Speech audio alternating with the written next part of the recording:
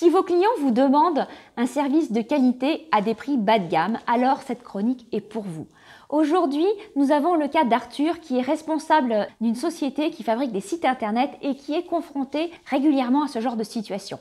On l'écoute. La problématique aujourd'hui pour développer le business au niveau du web, c'est qu'effectivement il y a beaucoup d'offres. Il y a beaucoup de gens qui font surtout des sites qui sont bas de gamme. Par exemple, vous avez des sites qui proposent, des sites internet qui vous proposent de faire votre site à 1 € et en fait vous n'êtes pas du tout dans le qualitatif, vous n'êtes pas du tout dans le représentatif, vous avez des photos qui sont standardisées. Donc effectivement, on a pas mal d'offres qui sont bas de gamme, mais qui ne sont pas du tout représentatives de ce que les sociétés ont besoin et après effectivement elles s'étonnent que ça ne se développe pas. Donc aujourd'hui, c'est quand même un gros point négatif et les gens confondent le prix avec la qualité et veulent le prix absolument et oublient que la qualité est le plus important. En fait, la question c'est que les gens viennent avec une expression d'un besoin qui n'est pas véritablement la réalité par rapport à ce qu'ils devraient mettre en place. Est-ce que c'est ça ? C'est exactement ça.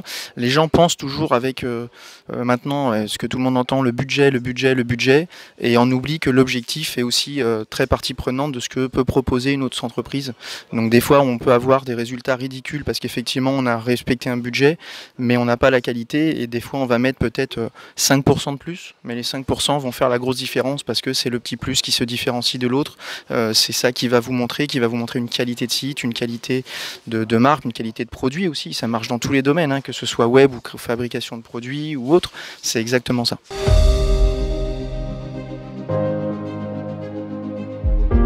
Arthur, cette problématique est essentielle. En fait, vos clients ne voient que la partie immergée de l'iceberg et ne savent pas faire un cahier des charges parce qu'ils ne connaissent pas votre métier et c'est bien naturel. Donc en réalité, je vais vous proposer une stratégie pour permettre de rétablir cette situation et cette stratégie est basée sur le principe d'éduquer vos clients à une partie de votre expertise. Vous allez pouvoir réaliser ça en 2 étapes. Première étape, imaginez le cahier des charges de votre client idéal, c'est-à-dire de votre client avec lequel vous prenez plaisir à travailler et qui, selon vous, est le plus rentable.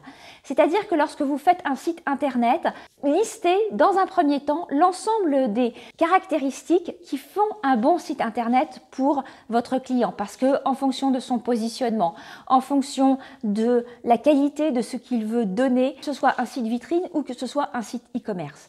Par exemple, dans un site de qualité, vous travaillez sur le référencement naturel, vous travaillez sur la possibilité d'intégrer un formulaire, vous travaillez sur la liberté de votre client à changer des textes lui-même, ce que en effet un site à 1 € ne permet pas, parce que si on doit changer, on perd tout. Deuxième étape, construisez ces différents sujets à travers des articles et des contenus. Construisez votre stratégie de contenu sur votre blog et sur les réseaux sociaux.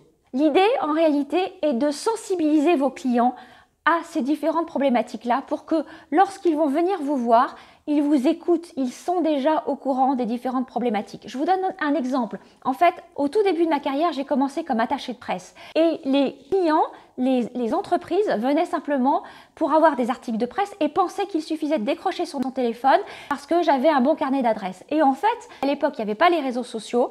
J'ai dû les sensibiliser au fait qu'il faut trouver un bon angle d'accroche, qu'il faut trouver les bons mots et qu'il faut avoir une stratégie avec des illustrations à proposer aux journalistes pour qu'ils puissent faire son article. Juste un petit exemple, mais en réalité, c'est une façon pour vous de vous projeter dans ce que pourra être ce cahier des charges et ensuite, quels sont les différents articles que vous avez à écrire pour éduquer votre client à votre expertise. Deuxième effet qui se coule, cette communication sur les réseaux sociaux et sur votre blog, vous allez faire autorité et je vous garantis, vos clients viendront en vous demandant des conseils pour pouvoir avoir un site internet qui soit le plus adapté à leur situation. Voilà Arthur, j'espère que ce contenu vous sera utile et maintenant c'est à vous. Comment parvenez-vous à éduquer vos clients pour qu'ils puissent vous demander le bon cahier des charges?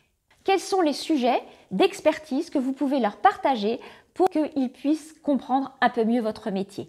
Répondez en dessous de cette vidéo dans le blog et nous continuerons la conversation.